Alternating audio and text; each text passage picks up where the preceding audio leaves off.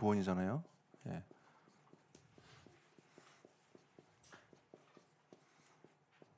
그러면 결국은 하나님 사역의 흐름이라 이렇게 볼 수 있겠습니다.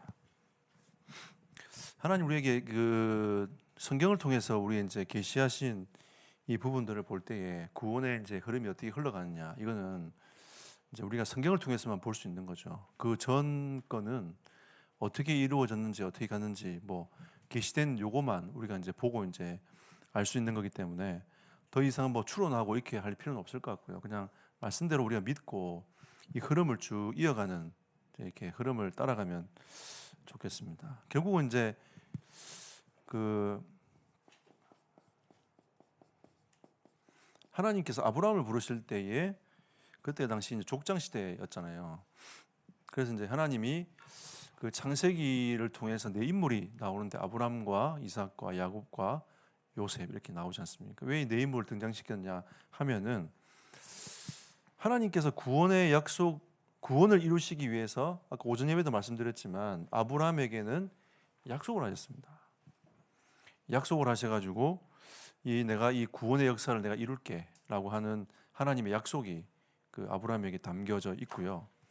그 다음에 이삭에게는 하나님의 약속이 이제 후대에게 한 단계 더 거쳐가지고 전달되어지는. 그러니까 우리도 구원은 우리가 구원받은 게 아니라 우리 후대에 또 그 후대에 계속 전달되어져 가야 되는 이런 우리의 사명이 우리에게 있는 거죠.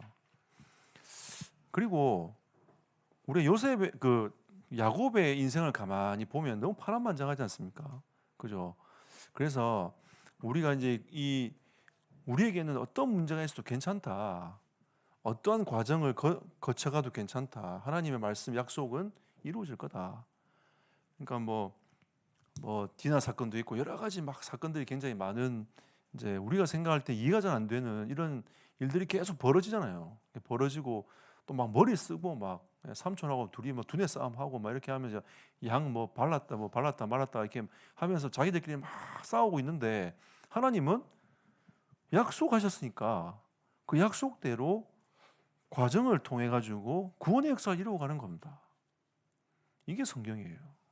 그러니까 우리가 힘을 낸다고 해서 이게 되고 안 쓴다고 해서 안 되고 이런 의미가 아니라 하나님이 약속하신 것은 후대에게 전달되고 그 다음에 이 전달된 것은 과정을 통해 가지고 하나님이 결국은 이 구원의 역사를 성취해 가는 거죠. 하나님 요셉을 통해서 이 성취의 언약을 하나님께서 이루어 가시는 것들을 보게 하시는 겁니다. 그래서 이제 결국 하나님이 이제 이거를 이제 약속하시고 전달하시고 과정하고 이렇게 성취해 가시는 이 흐름들을 쭉 이렇게 보면서 우리가 이제 구원 사역의 하나님의 흐름을 볼 수 있는 거죠. 그러면 이 족장 시대 이전에 결국은 이제 어떻게 보면 이제 왜 하나님이 이 구원의 사역을 시작하셔야만 됐는가를 우리가 이제 좀 살펴보면 결국 이 문제가 이제 이 창세기 3장 1절 6절 때문에 하나님은 구원 사역을 시작하신 거거든요. 그래서 하나님이 여기에 답을 창세기 3장 15절이라는 답을 딱 주신 겁니다. 이 복음을 주신 거죠. 그러니까 타락하지 않았으면 구원 사역을 굳이 할 필요가 없지 않습니까? 죄에 빠져 있는데 거기서 건져낼 이유도 없고, 그죠? 어둠에 빠져 있는데 거기서 건져낼 이유가 없으니까 구원이라는 뜻은 건지는 건데 그러면 죄에 빠져 있는 우리를 건지고 사단의 종노릇 하고 있는 거기에서 우리를 건져내야 되는 건데 그 건져낼 수 있는 길이 창세기 3장 15절밖에 없다라고 하나님 말씀하시는 거죠. 이제 이게 구원의 방법임을 하나님이 말씀하시는 겁니다. 그리고 이 창세기 6장 시대도 마찬가지잖아요. 6장에도 보면 하나님이 결국은 창세기 6장 14절인 이 방주 말고는 구원의 길이 없어요. 홍수 시대에 방주 말고는 답이 있습니까? 없어요. 하나님은 구원의 방법과 길을 동일하게 계속 말씀하시는 겁니다. 그리스도라는 답으로 계속 말씀하시는 거죠. 왜 하나님은 수천 년 동안 그 일을 계속 말씀하셨을까? 네. 사람들이 잘 안 믿어요. 그러니까 이제 하나님이 계속 말씀하시면서 이렇게 세월이 계속 흘러가야 되는 거죠. 이렇게 성경을 6천 년 동안의 메시지가 계속 흘러도 안 믿는데, 그죠? 그러니까 우리가 이런 이제 이 성경의 메시지를 볼 수 있어야 됩니다. 자, 그리고 창세기 11장에 이 바벨탑 사건을 통해서 하나님은 창세기 12장 1절에서 3절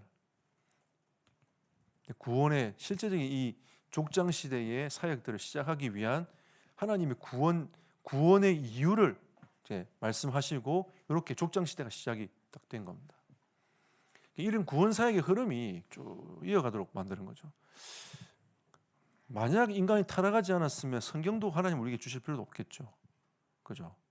그러니까 우리가 타락했기 때문에 잘 모르기 때문에 영적으로 어두워졌기 때문에 하나님이 우리의 언어로 성경을 보도록 하나님께서 하신 겁니다. 아니면 그럴 이유가 없잖아요. 그래서 지금 최고의 난제가 뭐냐면 그 하나님이 하신 또 뭐 축복 중에 그것도 하지만 이게 우리가 읽을 수 있는 성경이 있다는 게 우리가 굉장히 축복인 거죠. 다른 나라 어떤 나라들은 자기의 글로 성경도 없어요. 우리 지난번에 우리 신 목사님 뭐 사명자 가이드 저기 우크라이나에 강의하는데 그거 번역된 것도 없어. 우리는 얼마나 좋습니까? 복음이 여기 시작됐어. 한국에서. 사람들 좀 힘들어하더만요. 왜냐하면 초창기 때 유 목사님이 부산말로 막 하니까 사람들이 이게 방언인지 무슨 말인지 못 알아들어. 저는 아무 상관 없었거든요. 너무 잘 들렸어요. 원색적으로 쫙. 요즘에는 그 부산말 안 써가지고 좀 이렇게 그렇게 한데 부산말 막 쓰잖아요. 그럼 다 들려요. 싹 다 들려. 쫙 다 들어옵니다. 그럼 그게 너무 원색적이기 때문에 쫙 다 들어와서 너무 기분이 좋은 거죠. 근데 뭐 옛날 테이프 들으면 못 듣겠다 하시는 분도 많더라고요. 특히 충청도. 제가 처음에 여기 와가지고 공주 와가지고 수요일을 하는데 저희 집사람하고 이경희 장로님 두 분 앉아 계셨거든요. 세 분, 새로운 분이 딱 오셨어요. 와, 오늘 50% 부응했다. 그래서 이제 와, 저분 끝나고 만나야지 했는데 중간에 나가요. 왜 나가지? 제가 생각했어요.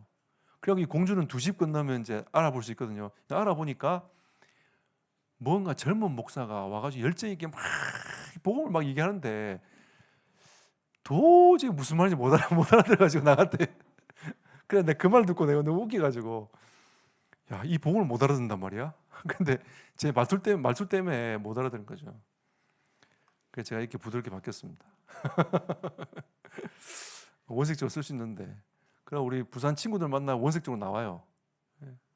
미쳤나 하면서 제가 해가지고 막 이렇게 막 나옵니다. 근데 이제 서울 사람들은 그렇게 생각하더라고요. 부산 사람들이 막 일상적인 대화를 하고 있으면 왜 자꾸 싸우냐요. 왜 자꾸 싸우냐고 그렇게 처음에 오해를 하더라고요. 그게 싸우는 게 아니고 원래 얘기를 하는 건데 서울 사람들은 부산 말을 들어본 적이 없으니까 싸우냐고. 왜 싸우냐면서. 아니라고 우리 싸우는 거 아니라면서. 한 번씩 이제 제 집사람과 저하고 막 얘기를 하다가 약간 이제 싸우는 건 아닌데 약간 이제 감정이 약간 올라가가지고 막 이렇게 할 때 우리 딸이 옆에서 있다가 왜 싸워? 그러니까 우리 이해시키죠. 그 싸우는 거 아니야. 부산말로 계속 얘기하다 보니까 왜 싸우냐고 물어보더라고. 싸우는 거 아니라고. 어쨌든 하나님 우리에게 우리의 언어를 주셔가지고 언어를 이렇게 들을 수 있도록 이렇게 만든 거죠. 근데 아직도 이게 글이 없는 족속도 있고요. 이거를 문자로 바꿔가지고 읽도록 만들어줘야 되는데 아직 그 글이 없으니까 복음을 받을 수가 없는 거예요. 우리는 얼마나 감사합니까? 저는 참 생각해 보면 시대를 두고 가만히 생각해 보면 여러분은 지금 어마어마한 축복받는 사람들이에요. 진짜 통역 필요 없잖아. 그냥 들으면 되잖아.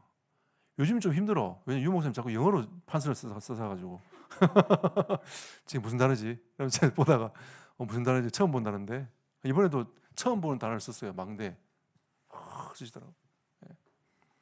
저 보면서 저 문단하지 이렇게 보면서 자세히 보고 막 찾아보고.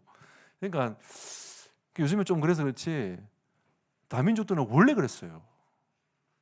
원래 처음부터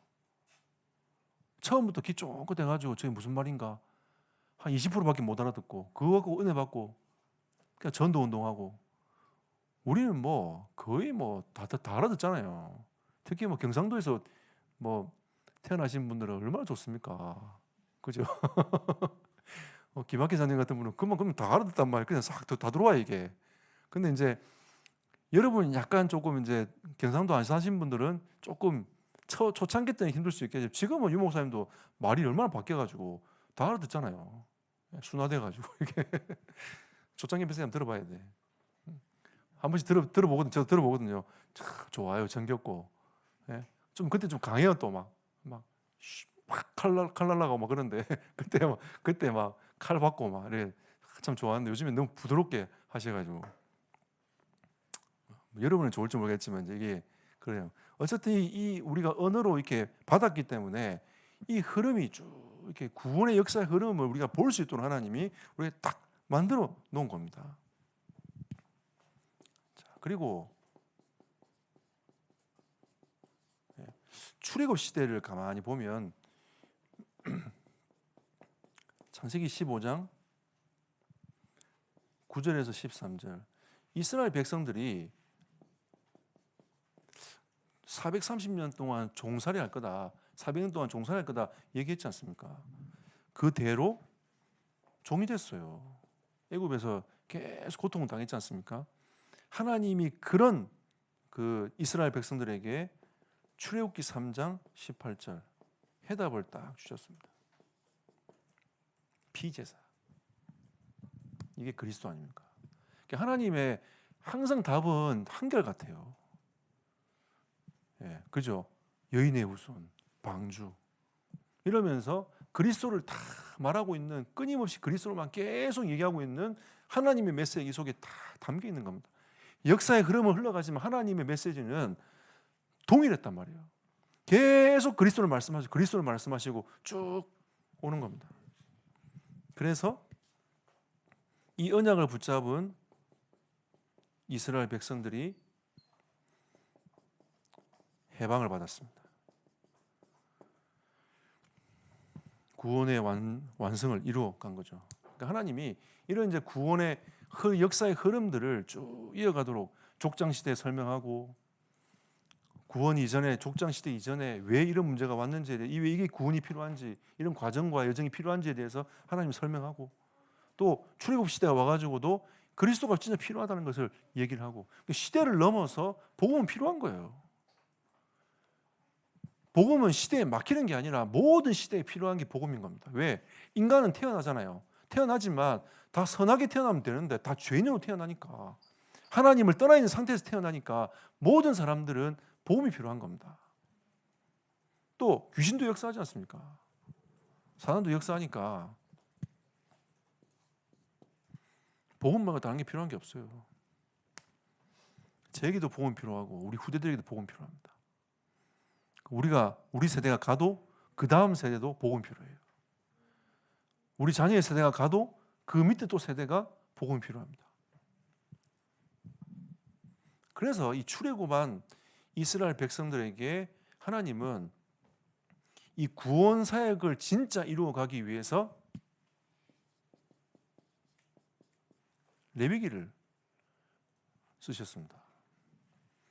그래서 이 예배가 무엇인지, 어떤 게 예배인지, 어떤 중심으로 예배를 드려야 되는지, 무엇을 가지고 예배 드려야 되는지, 왜 가인이 실패했는지 그 이유와 설명들을 계속 잡아가면서 그 피비린내 나가면서 제사장을 세워가 피비린내 계속 나게 만들어 가지고 설명을 계속 하시는 거 아닙니까? 우리가 어떻게 예배할 것인가?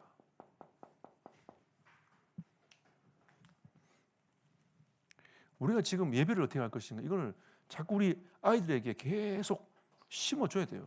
심어주고 또 얘기하고 또 심어주고 같이 예배하고 이러면서 흐름을 쭉 타고 가게 만드는 거죠. 민수기는 뭡니까? 야, 이 구원받은 백성들이 얼마나 많냐? 숫자 세봐라. 많지 않냐? 이 구원의 역사의 흐름은 민수기뿐만 아니라 지금도 계속 되어집니다.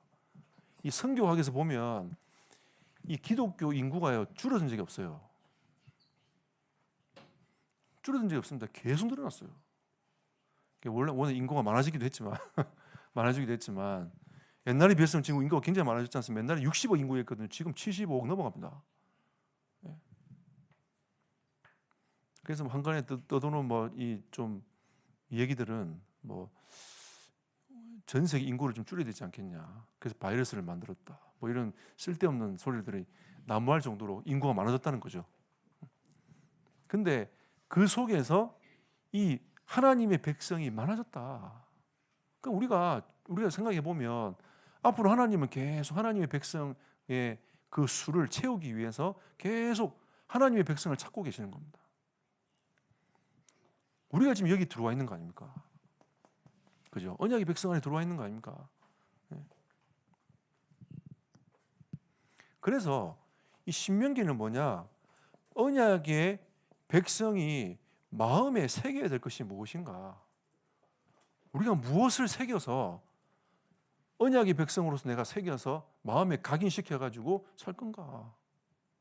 왜? 세상에 다른 메시지들이 너무 많이 들어오니까 우리가 진짜 마음에 무엇을 새겨 가지고 내가 인생을 살 것인가? 내가 하나님 자녀로 내가 살아갈 것인가에 대한 메시지가 신명기입니다. 그래서 하나님의 여호수아에서 보면 하나님의 자녀는 결국 정복의 길을 가는 거죠. 남은 자, 순례자, 정복자. 워낙 단어가 많아가지고 오늘 1부 예배 때 우리 그 김영광 집사님이 기도하셨거든요. 다락방 용어 다 나오더라고요. 그냥 뒤에 앉아가지고 와 다락방 용어 다 나온다. 나도 잘 모르는 다락방 용어, 잘 안 쓰는 다락방 용어 다 기도문에 적어가지고 촤. 제가 오늘 여기 앉아서 그렇게 생각해봤습니다. 아, 기도도 가르쳐야 되겠다. 우리 김영환 시대 때 말하는 게 아니고 우리가 이걸 어떤 틀을 가지고 우리가 좀 기도할 것인가에 대한 부분들도 이 좀 들어가야 될 부분들은 들어가야 되니까 우리가 이제 워낙 우리가 기도 체질이 안 돼서 그냥 해보라고 해가지고 이제 꼬셔가지고 꼭 해야 된다면서 꼭 하시라면서 괜찮다면서 이래가지고 이제 다 한번 돌아가요 지금.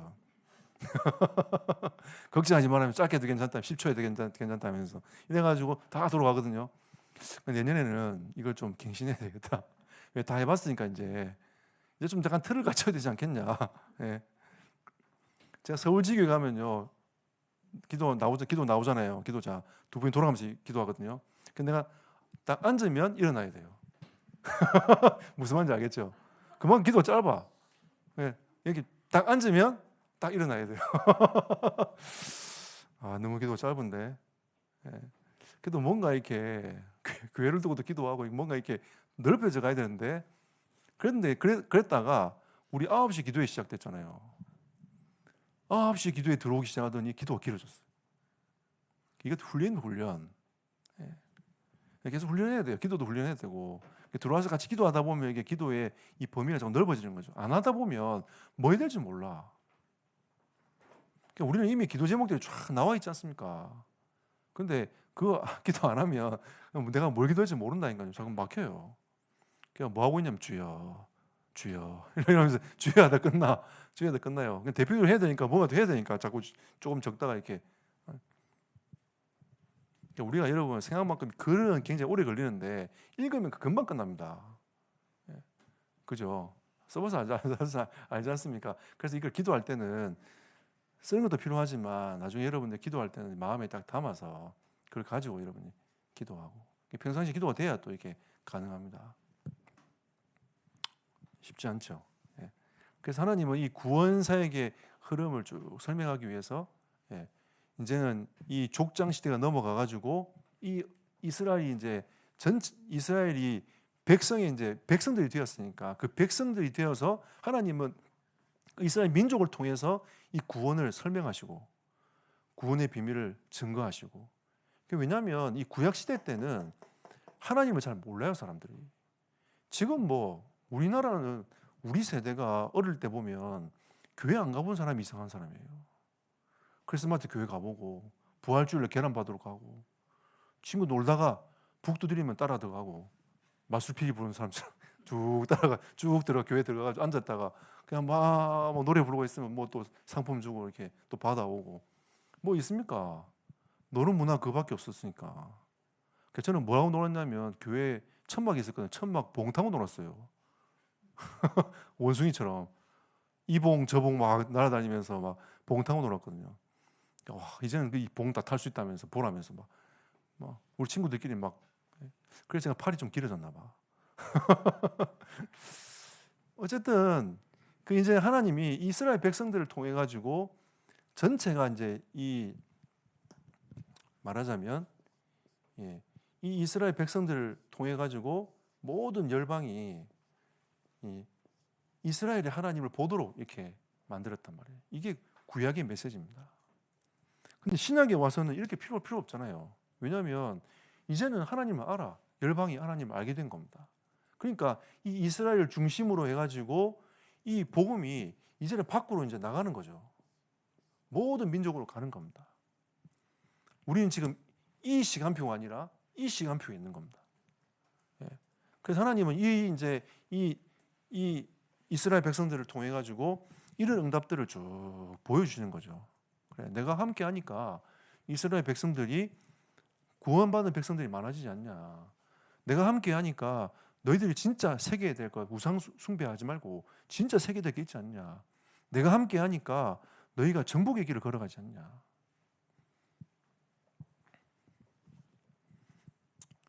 그래서 마태복음 16장 13절에서 20절 그리스도께서 오시지 않습니까? 그렇게 약속되었던 그리스도께서 인간의 몸을 입고 오셨습니다. 그분이 바로 예수신 거죠.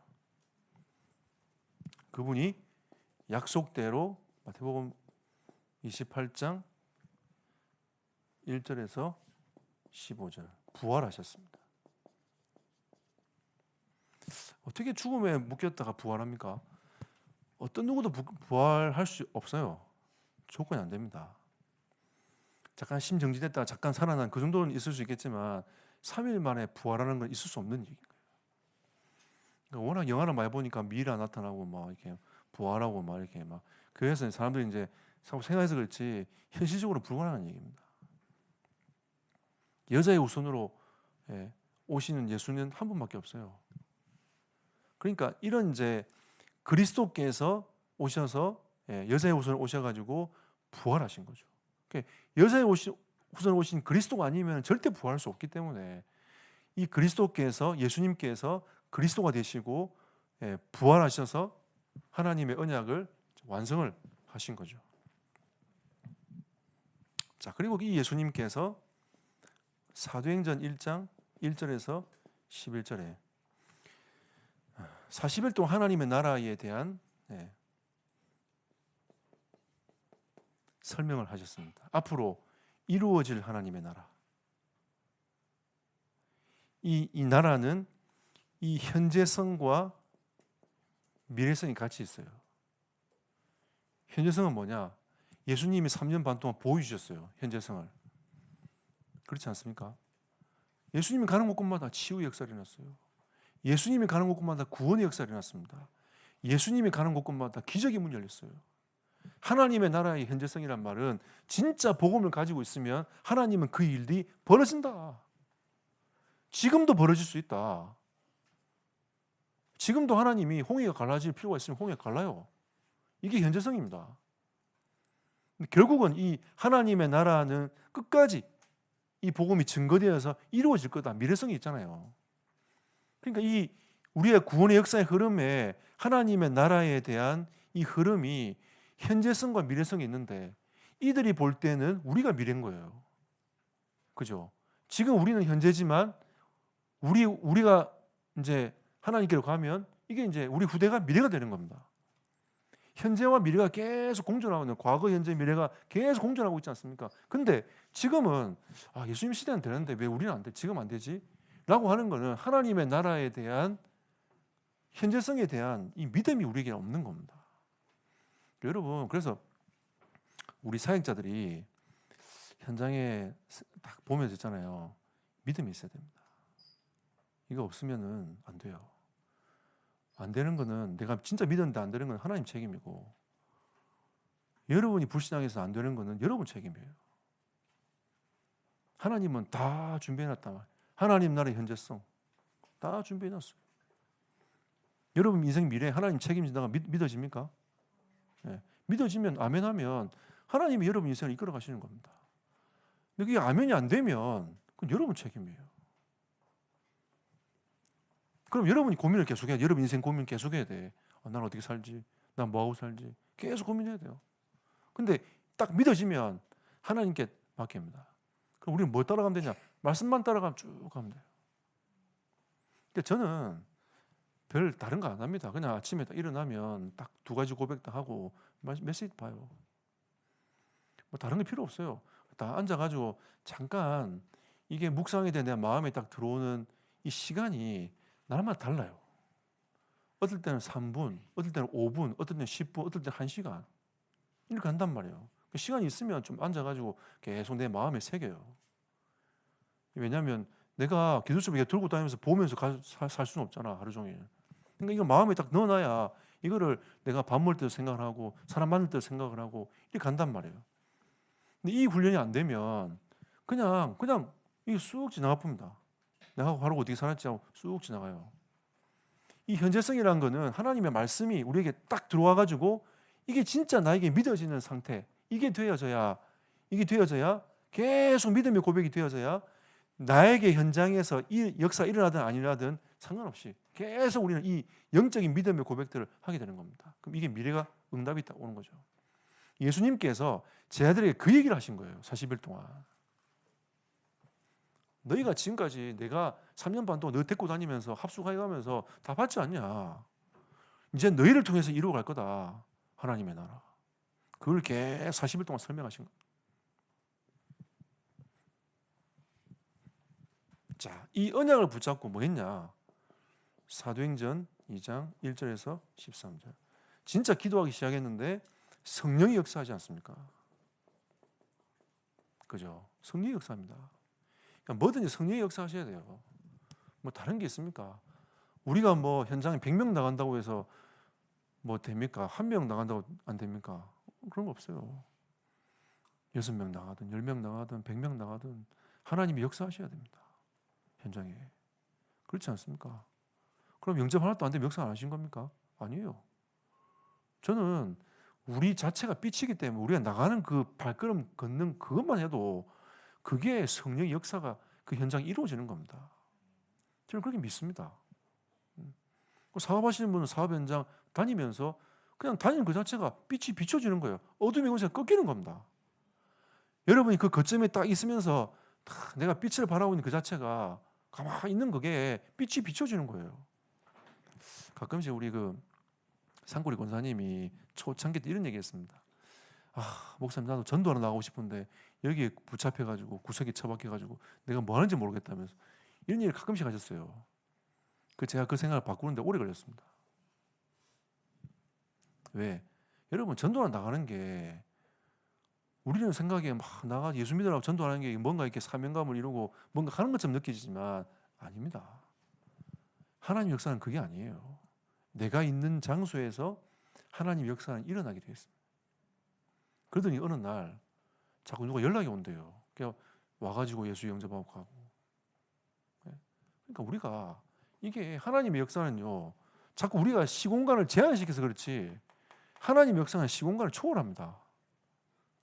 그냥 우리는 진짜 기도하면서 하나님이 보내시면 가고 있으라면 있고 그냥 그 안에서 누리면서 성령이 역사하시도록 계속 있으면 돼요.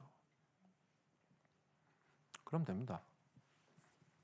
안절부절할 필요 없어요. 그 태안도 기도 제목 쫙 만들어가지고 이게 그 대상자 쫙 올라와 있거든요. 근데 얘기하는 게 잘 안 만나진다면서 복음 전하려면 이 귀신 같은 놈들이 와가지고 방해한다면서. 왜냐 그러셨단 말이에요. 근데 그 상관없어요. 하나님의 시간표는 정확한 시간표에는 복음을 받게 됐습니다. 근데 기도하고 있는 사람들 다 이렇게 다 걸려 들어와 있어요.